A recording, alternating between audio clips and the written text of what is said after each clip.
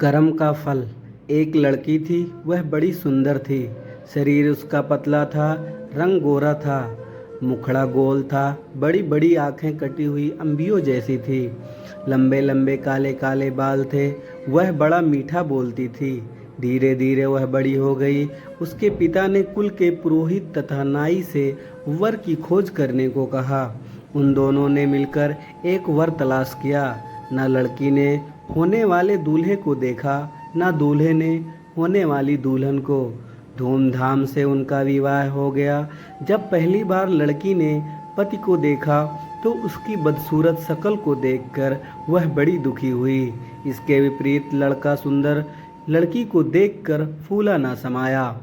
रात होती तो लड़की की सास दूध औटाकर उसमें गुड़ या शक्कर मिलाकर बहू को कटोरा थमा देती और कहती, जा अपने पति को पिला आ।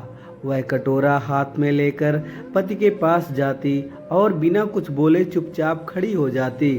उसका पति दूध का कटोरा ले लेता और पी जाता।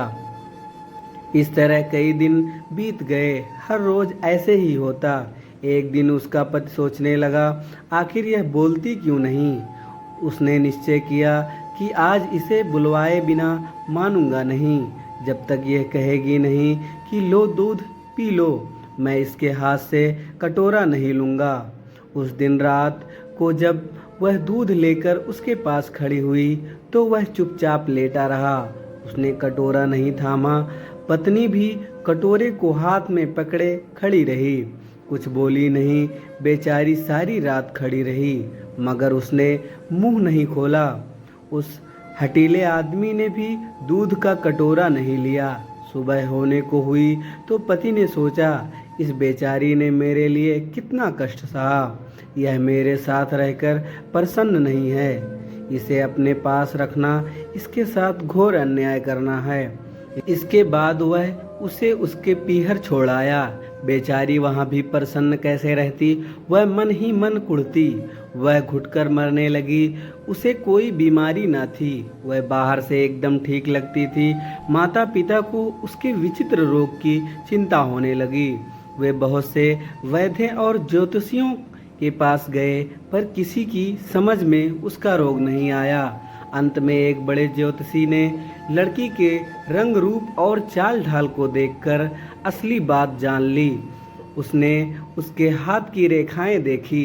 ज्योतिषी ने बताया, बेटी पिछले जन्म में तूने जैसे कर्म किए थे तुझे ठीक वैसा ही फल मिल रहा है। इसमें ना तेरा दोष है ना तेरे पति का। तेरे पति ने पिछले जन्म में सफ़ेद मोतियों का दान किया था और तूने ढेर सारे काले उड़द मांगने वाले की झोलियों में डाले थे। सफ़ेद मोतियों के दान के फल से तेरे पति को सुंदर पत्नी मिली है और तुझे उड़दों जैसा बदसूरत आदमी मिल रहा है। ऐसी हालत में तेरे लिए यही अच्छा है कि तू अपने पति के घर चली जा और मन में किसी भी प्रकार की बुरी भावना लाए बिना उसी से संतोष कर जो तुझे मिला है, और आगे के लिए खूब अच्छे काम कर। उसका फल तुझे अगले जन्म में अवश्य मिलेगा। ज्योतिषी की बात उस लड़की की समझ में आ गई और वह खुश होकर अपने पति के पास चली गई। वे लोग आनंद से रहने लगे। दोस्तों, वीडियो अच्छी लगी हो तो ज़्यादा से ज़्यादा शेयर करें और हमारे चैनल को सब्सक्राइब करें। धन्यवाद।